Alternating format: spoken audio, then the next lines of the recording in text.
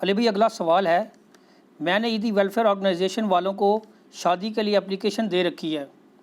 میں خالصتاً اللہ کی رضا کے لیے اور اس کی خاطر ایک یتیم بچی سے نکاح کا خواہش مند ہوں۔ ماشاءاللہ۔ اسی لیے عیدی والوں سے رابطہ کیا اور انہیں درخواست بھی جمع کروائی۔ میرا علی بھائی سے سوال ہے کہ صحیح حدیث کی روشنی میں ولی کی اجازت کے بغیر نکاح اسٹیبلش نہیں ہوتا، تو ایسی صورتحال میں اس یتیم یا لاوارث لڑکی کا ولی کون ہوگا؟ بڑی اچھی بات ہے جی، آپ کے نیک جذبے کی ہم قدر کرتے ہیں، اللہ تعالیٰ آپ کو جزا دے۔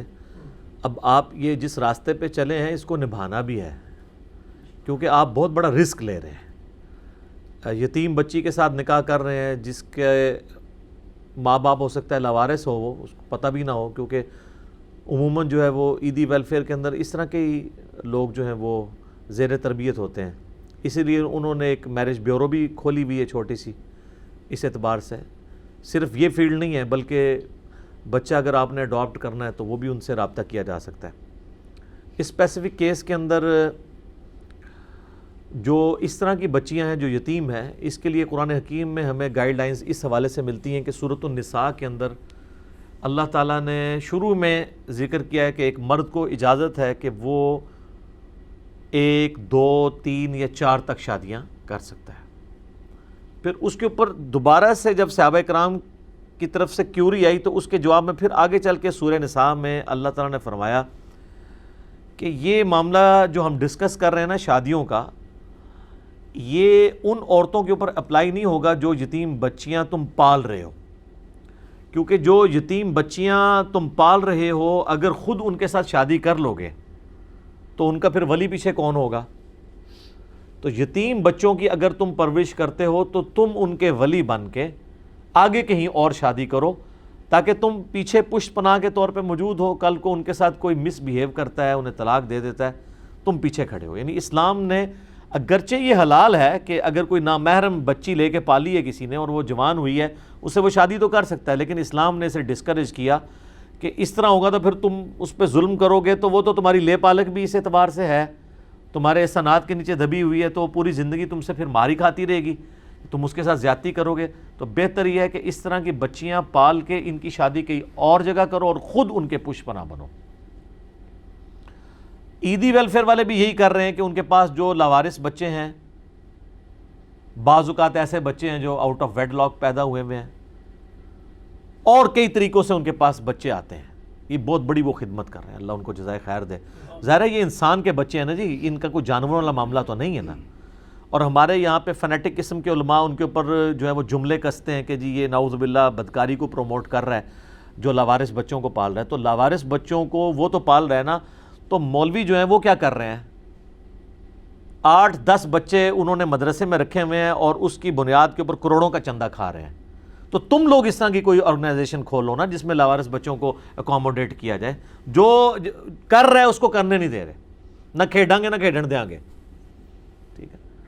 تو یہ بہت بڑی خدمت ہے۔ کئی غریب لوگ ہیں جو بیچارے کفن تک نہیں افورڈ کر سکتے، ان کے لیے کفن کا ارینجمنٹ ہوتا ہے۔ اور آپ کو پتہ ہے دنیا کی سب سے بڑی یہ NGO ہے عیدی ویلفیئر، کوئی شک نہیں اس کے اندر، اور جو انہوں نے کام کر دیے سر، یہ تو ملکوں کی حکومتیں یہ کام نہیں کر سکتی جو ایک بندے کے اخلاص نے وہ کام کر کے دکھا دیا۔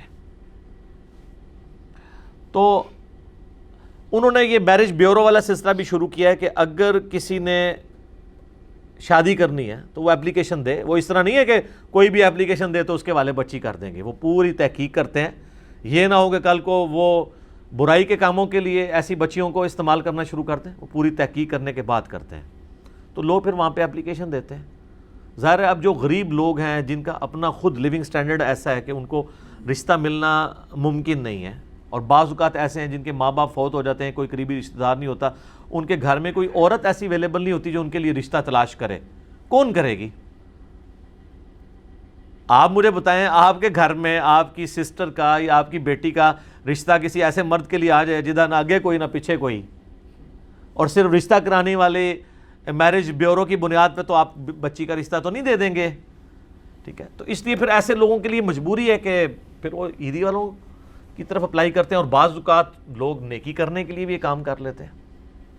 تو یہ نیکی کرتے وقت ذرا دیکھنا چاہیے کہ نیکی گلے بھی نہ پڑ جائے. بعض اوقات اس وقت تو بڑا جذبہ ہوتا ہے. کئی لوگ ہیں جو طوائفوں کے ساتھ شادی کر لیتے ہیں کہ جی چلیں اچھی زندگی وہ بعد میں گزار لیں گی, لیکن یہ فلموں میں ایسے ہوتا ہے. پریکٹیکل لائف اس سے بہت زیادہ ٹف ہے. کئی ایک چھپی ہوئی چیزیں پھر بعد میں سامنے آتی ہیں. آپ کے اپنے خاندان میں سروائیول مشکل ہو جاتا ہے, آپ کے رشتہ دار آپ کو تانا دیتے ہیں, الٹیمیٹلی پھر جدائی ہو جاتی ہے, وہ اس سے زیادہ برائی میں گر جاتی ہیں. لہٰذا یہ کرنے سے پہلے میرا تو مشورہ یہ ہے کہ سوچ سمجھ لیں, اس کے بعد اللہ تعالیٰ سے مشورہ کریں, استخارہ بھی کریں, پھر آپ اس معاملے کو آگے لے کے چلیں. اس اسپیکٹ کو بھی ذہن میں رکھیں. بہرحال اب اس سوال کی طرف آ جائیں. میں ڈیٹیل کے ساتھ جواب اس لیے دیتا ہوں کہ تاکہ اس کے تمام جتنے اینگلز ہیں وہ کور ہو جائیں. اس صورتحال میں ظاہر ہے کہ عیدی ویلفیئر والوں کے پاس جو اس طرح کی لاوارث بچیاں ہیں ان کا سٹیٹس وہی ہے جو سورہ نساء کے اندر ہے کہ یتیم بچوں کو جو پال رہے ہیں وہ ان کے ولی ہوں گے. تو وہ جو پالنے والا ادارہ ہے اس کا جو سربراہ ہے وہ ولی ہوگا. اس وقت عیدی صاحب کے بیٹے ہیں فیصل عیدی صاحب, وہ ظاہر ہے سرپرست ہوں گے, وہی ولی ہوں گے. اور اگر یہاں پہ اسلامی حکومت قائم ہو تو عمران خان صاحب ولی ہیں, کیونکہ حکمران وقت ولی ہوگا. یہ بھی ابو داؤد ترمذی ابن ماجہ میں موجود ہے کہ جس کا کوئی ولی نہیں ہے اس کا ولی پھر وقت کا حاکم ہوگا. ٹھیک ہے, تو وہ یعنی اس کا پش پناہ ہوگا. یہ تو پھر ویلفیئر سٹیٹ ہو نا, کہ وہ حکومت پیچھے کھڑی بھی ہو کہ اس کے ساتھ اگر زیادتی ہوئی ہے تو حکومت پھر اس کے پیچھے کھڑی ہوگی. بل اس کیس میں تو چونکہ وہ اس وقت تو ولی کہلوانے کے سب سے زیادہ حقدار وہی ہیں, فیصل عیدی صاحب, اگر عیدی آرگنائزیشن سے یا اسی طریقے سے اور لوگوں سے کر رہے ہیں. اور یہ بھی یاد رکھیے گا بخاری و مسلم دونوں میں حدیث ہے, نبی صلی اللہ علیہ وآلہ وسلم نے فرمایا کہ جو بیوہ عورت ہے وہ اپنے ولی سے زیادہ حقدار ہے اپنے بارے میں ڈیسیژن کرنے کے لیے, اور کنواری لڑکی کی شادی اس کی مرضی کے بغیر نہ کرو, اور اس کی مرضی اس کی خاموشی ہے. یعنی اس سے پوچھا جائے کہ میں فلاں جگہ تیرا رشتہ کر رہا ہوں, چاہے اس کا اپنا باپ ہے یا کوئی سرپرست ہے, چاہے کوئی ویلفیئر آرگنائزیشن ہے, وہ خاموشی اختیار کر لیتی ہے, دیٹس آل. لیکن اگر اس کی مرضی نہیں ہے تو سر وہ بھی ایک حدیث ہے جامع ترمذی میں, ابو داؤد میں, کہ ایک صحابی نے اپنی بیٹی کا رشتہ کر دیا, نابالغ بچی کا, اور نبی الاسلام کو جب خبر ملی کہ وہ بچی اس میں رضامند نہیں ہے تو نبی الاسلام نے کہا کہ وہ بچی اپنا نکاح خود توڑ سکتی ہے, نابالغ بھی توڑ سکتی ہے. یعنی اس عرب کے کلچر میں نابالغ بچی کا رشتہ ہو جاتا تھا نا, رخصتی بالغ ہونے کے بعد ہی ہوتی تھی. اگر نابالغ بچی اپنے باپ کا کیا ہوا رشتہ توڑ سکتی ہے جو اس کا ولی ہے, تو بالغ تو بدرجہ اولا کر سکتا ہے, وہ تو اس سے اوپر والا معاملہ ہے. یہ بھی یاد رکھیے گا جامعہ ترمذی میں, سنن ابن ماجہ میں, ابو داؤد میں حدیث ہے کہ نبی علیہ السلام نے فرمایا کہ ولی کی اجازت کے بغیر نکاح نہیں ہوتا. دوسری حدیث ہے ترمذی اور ابن ماجہ میں کہ وہ نکاح باطل ہے, باطل ہے, باطل ہے جس میں ولی کی اجازت شامل نہ ہو.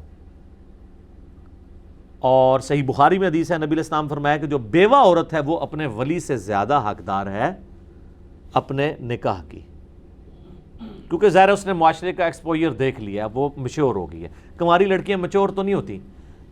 ہمارے معاشرے میں یہ جو کورٹ میرج کا سلسلہ ہے یہ بالکل غلط ہے. بھگا کے لے جاتے ہیں, پھر کورٹ میں جا کے شادی کرتے ہیں, پھر جناب قتل و غارت کا ایک سلسلہ شروع ہو جاتا ہے. کیا سے کیا ہو رہا ہے آپ کے معاشرے میں, آپ دیکھتے نہیں, پھر غیرت کے نام پہ قتل شروع ہو جاتے ہیں. کورٹ میرج تو اسلام میں اس طریقے سے نہیں ہے. ہاں بیوہ عورت ہے اور وہ اپنی مرضی سے شادی کرنا چاہتی ہے تو ٹھیک ہے, وہ کر سکتی کورٹ میرج. کنواری لڑکی تو نہیں کر سکتی بغیر باپ کی سرپرستی کے, اور باپ اگر اس طرح کا اس نے نکاح کیا تو نکاح ہونا ہی نہیں, وہ توڑوا دے. اس میں بعض لوگ پوچھتے ہیں کہ جی ہم نے نادانگی کی عمر میں اس وقت نکاح کر لیا تھا, ہمیں پتہ نہیں تھا, اب ہم کیا کریں؟ تو بھئی اب پتہ چلا تو آپ تجدید نکاح کر لو. اس کے لیے بہت زیادہ لوگ بلوانے کی ضرورت نہیں ہے, ایجاب و قبول ہی کرنا ہے نا, دو گواہوں کی موجودگی میں خود بخود پڑھ لو یا کسی سے پڑھوا کے, تو کاغذی کارروائی بھی کرنے کی ضرورت نہیں, تجدید نکاح کر لیں, ایٹ لیسٹ اس کو اپنے نکاح کو سیو کر لیں. لیکن ولی کی اجازت کے بغیر نکاح والا معاملہ اسلام میں درست نہیں ہے, اور اس کے پیچھے حکمت یہ ہے کہ اس طرح ہونے لگ پڑے گا تو بچیاں تو بیچاری میچور ہوتی ہیں, یہ لڑکے بھگا کے بچیاں لیتے جائیں گے لوگوں کی, تو اسلام نے ان کو پروٹیکشن دی ہے. یہ آپ کو ٹی وی میں تو خبر سن کے بڑی اچھی لگتی ہے کہ دو لڑکی لڑکے نے مرضی کے ساتھ جا کے کورٹ میرج کر لی, یہ آپ کے اپنے گھر میں آپ کی سسٹر یا آپ کی بچی کے ساتھ ہوا ہو، پھر پتہ چلتا ہے کہ یہ خبر ٹھیک ہے یہ غلط ہے. اور الٹا لوگ وہ پریس کانفرنسز کر رہے ہوتے ہیں، لوگ ان پہ ترس کھا رہے ہوتے ہیں، دیکھیں جی مرضی کی شادی نہیں کرنے دے رہے. جس باپ نے اتنی محنت سے پالا ہے اس کی عزت خاک میں ملا کے وہ بھاگ گئی ہے. باقی یہ معاملہ اس میں جو یہ پلی لیتے ہیں نا کہ جی وہ ایک کچھ 60 سال کے بابے کے ساتھ رشتہ کرنے لگا تھا اس کا باپ، اس لیے وہ بھاگ گئی ہے. تو سر وہ تو اس کو بھاگنے کی ضرورت نہیں ہے، وہ انکار کر دے. مجھے بتائیں اس کا انکار کرنا اس کے باپ کے لیے بڑا جرم ہے یا اس کا بھاگ جانا بڑا جرم ہے؟ تو اس سے بہتر چھوٹا جرم کر لے، انکار کر لے، جان چھڑا لے. ایون اگر باپ نے کر بھی دی ہے کاغذی کارروائی، پھر بھی بعد میں وہ تنسیخ نکاح خود کر سکتی ہے اس کی مرضی سے اگر نہیں ہوا. تو جب اسلام نے یہ اجازت دی ہے، اور اس میں ماں باپ کو بھی تھوڑی ہوش کرنی چاہیے. یہ جو مطلب غنڈہ گردی کرتے ہیں اولاد کے ساتھ، یہ بھی غلط ہے. زبردستی کا رشتہ نہیں کرنا چاہیے، نہ بچوں کا نہ بچیوں کا. ان کی مرضی کے ساتھ کریں. آپ زبردستی کریں گے تو نبھے گی تو کوئی نہیں، الٹا 2 خاندان برباد ہو جائیں گے. یہاں پہ کیا ہوتی ہے، ماں کہتی ہے جی میں نے جو ہے جی اپنی بھانجی لے کے آنی ہے گھر، بھتیجی لے کے آنی ہے. وہ بھانجی بھتیجی لاتے ہیں، بچے کی مرضی نہیں ہوتی ہے. اس کے بعد بھانجی بھتیجی تو جاتی ہے، بھائی اور بہن بھی فارغ ہو جاتے ہیں پوری زندگی کے لیے، ان کا آنا جانا بھی بند. لو سام لو. تو اس سے تو بہتر تھا کہ بھائی بہن تو باقی تھے نا، وقتی طور پہ انہوں نے رشتہ نہ کرنے پہ ناراض ہی ہونا تھا نا. لیکن ظاہر ہے کہ جس کی اولاد کو آپ نے اس طریقے سے ذلیل کر کے طلاق دی ہوئی ہے، وہ بہن بھائی تو آپ کو پوری زندگی شکل بھی نہیں دیکھے گا، بلکہ وہ تو جنازوں پہ بھی نہیں آتے ہیں. تو اتنی ایکسٹریم پہ جانے سے بہتر یہ ہے.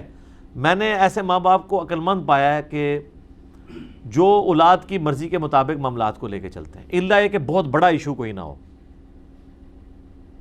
چھوٹے موٹے ایشو ہیں، کہیں ایج کا تھوڑا بہت مسئلہ ہے، بچے کی مرضی کر دو یار.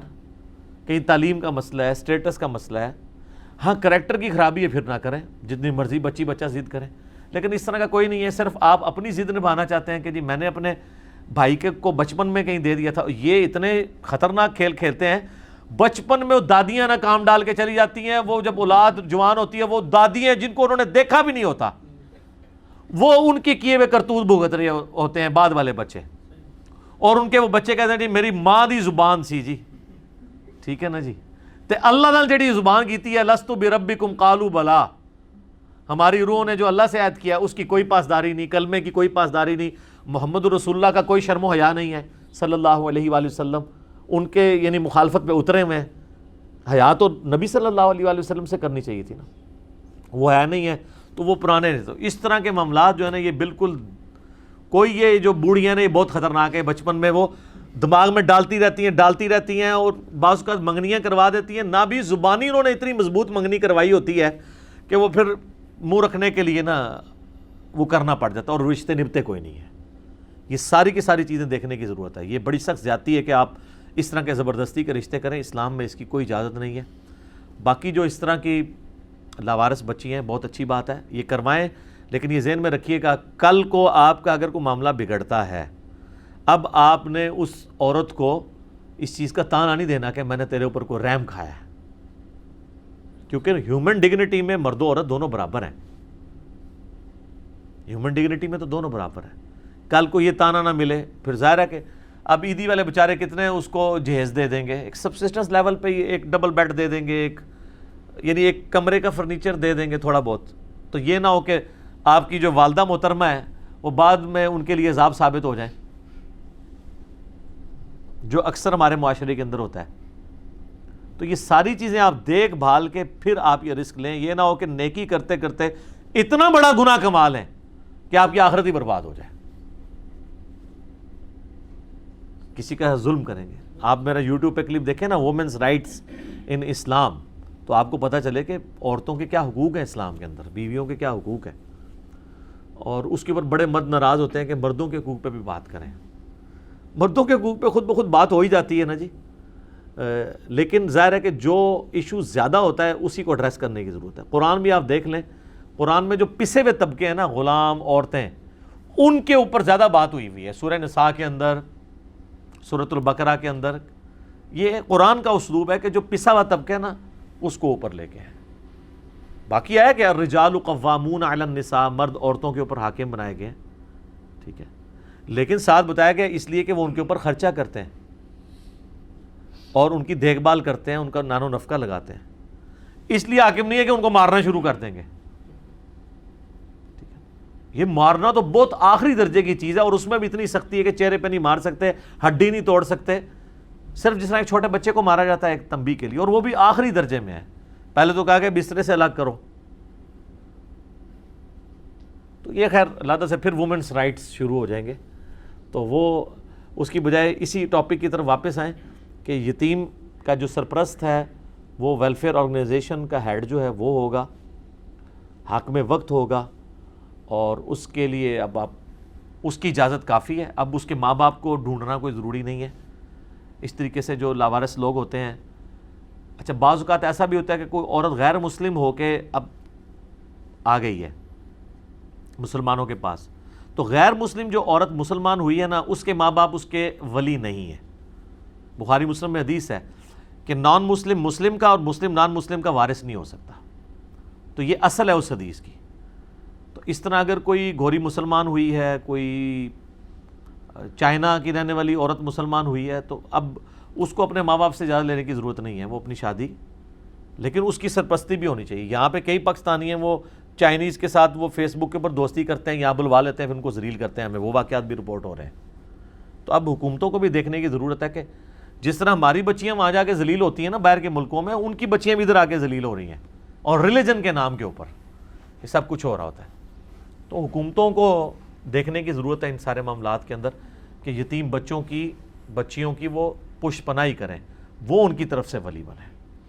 تو ولی کی اجازت کے بغیر نہیں ہوگا، لیکن اس کیس میں ولی وہ آرگنائزیشن اور اس کا سرپرست ہوگا یا حکومت وقت ہوگی.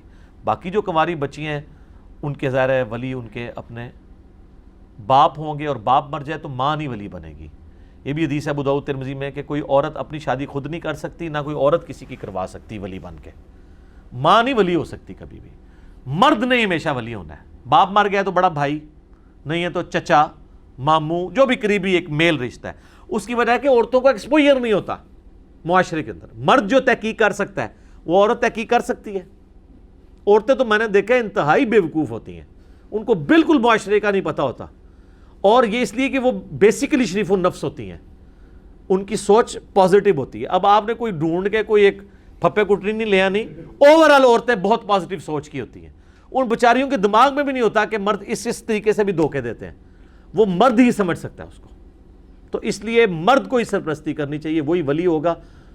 عورت کبھی عورت کی ولی نہیں ہو سکتی، سوائے ایک بیوہ والا کیس ہے کہ وہ خود اپنی مرضی سے شادی کر سکتی ہے. ٹھیک ہو گیا جی؟ جزاکم اللہ خیرہ.